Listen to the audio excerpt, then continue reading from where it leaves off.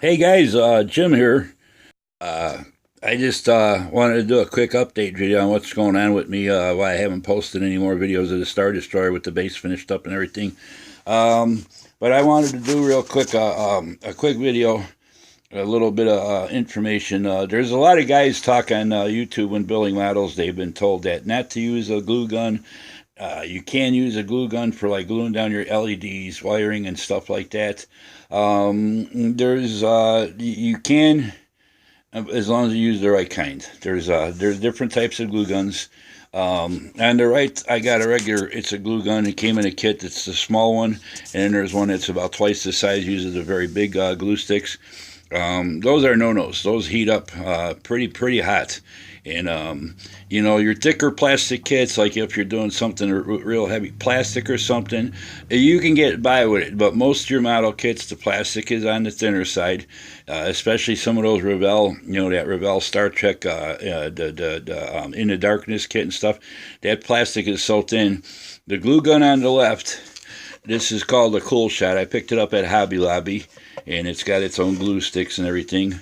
Fairly cheap. You can also get they call them low temp glue guns at Walmart, and they come with special glue sticks for them. They don't take as much heat to melt them, and the less heat, it's going to cause less. With a regular glue gun like the black and orange one there on that side of the board, you're going to take a chance of melting plastic.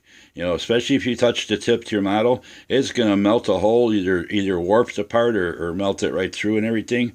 And it takes about a good 5 minutes for that glue to really set up, and it's extremely hot to the touch.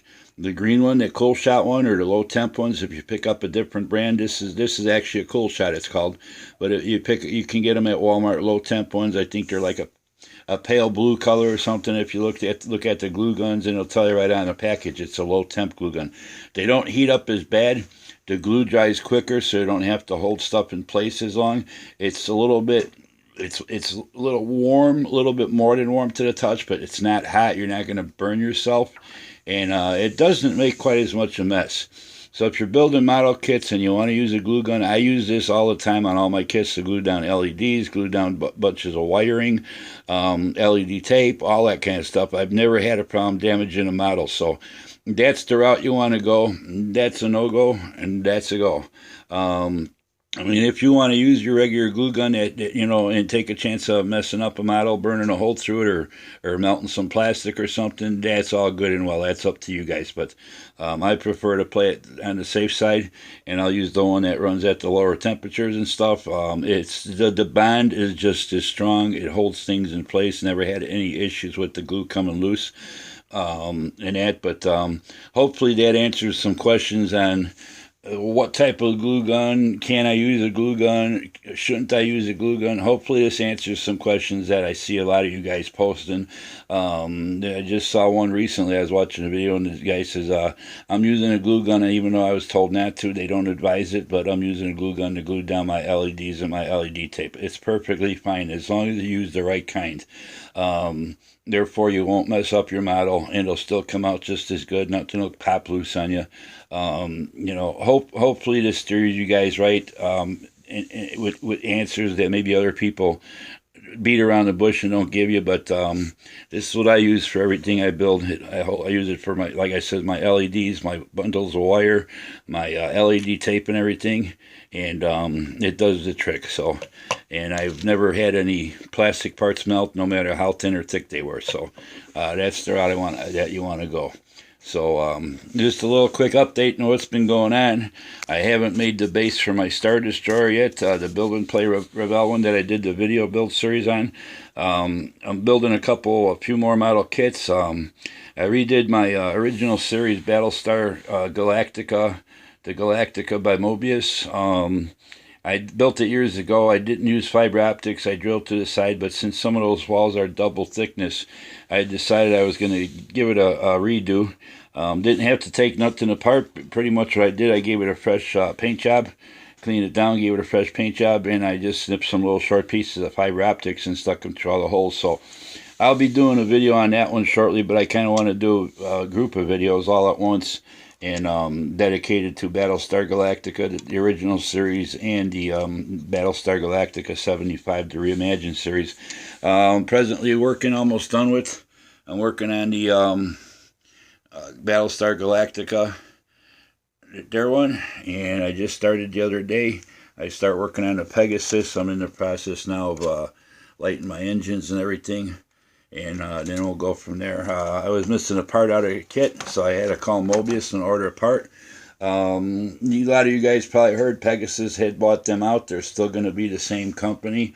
They're still going to sell the same kits. They're still going to come up. They're still going to put out the same releases in the future that they were planning on. It's just going to be two companies share, doing their thing and everything. But I got through with a woman. I called up about a half hour after they opened up there, down there on the East Coast in Florida.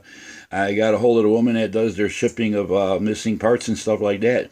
She took my order over the phone. She sent me an email. It had already sent out today. I should have it in a couple of days. So, it was $295. It was missing the rear bulkhead for the Pegasus, where all the little piping goes and stuff. And I searched for that thing left and right, and it was a closed box kit too. But that's the first time in the 40+ years I've been building models that I ever had a missing part out of a model kit. So that was pretty strange. But we talked for a while and stuff about the direction of the company and all that, where they're going, and we had a pretty decent conversation. And nobody needs to worry. They're still going to be doing all the model kits and everything, and all that. And she works for Mobius, and she talked to me about her husband builds all kind of model kits too. So it's a pretty cool business to be in, I guess. But anyway, just thought I'd give you a quick update. That's what I got going on. Galactica's almost done. I just got to pop on the rear clear part for the two center engines.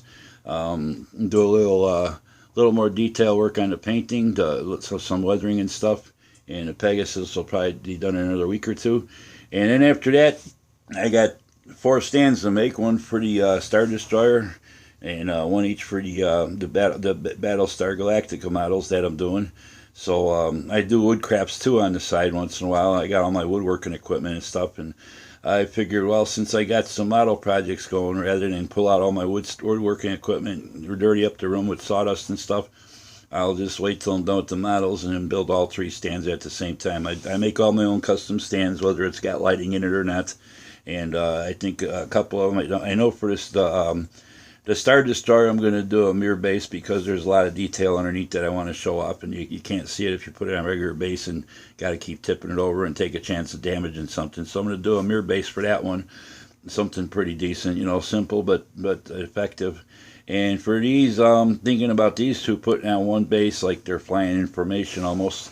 And for the original series one, I'm going to do I think I'm going to do a custom base, probably with some lighting in the base, and I'm going to try to kind of do a base that resembles the box that the pre-built one comes in, and kind of look like hull plating and stuff on the base and stuff, a little bit that with the red stripe going around and all that, and the Battlestar Galactica wording and stuff like that. And like I said, this one will just be a base to hold both models on it together and stuff, and have them side by side on one base like they're in formation, rather than have 2 separate bases and all that. So yeah, we'll save on the plug-in wall units too, because I use the 12-volt plugins, and I'm kind of holding off on ordering too many more, and that sometimes models got to share them if I want to light one up or light a different one up. So, but that's what I got going on. I'm making progress with some more kits, and like I said, it'll probably be another week or so before I get the bases for all of them. So until then, happy modeling, have a good one, bye.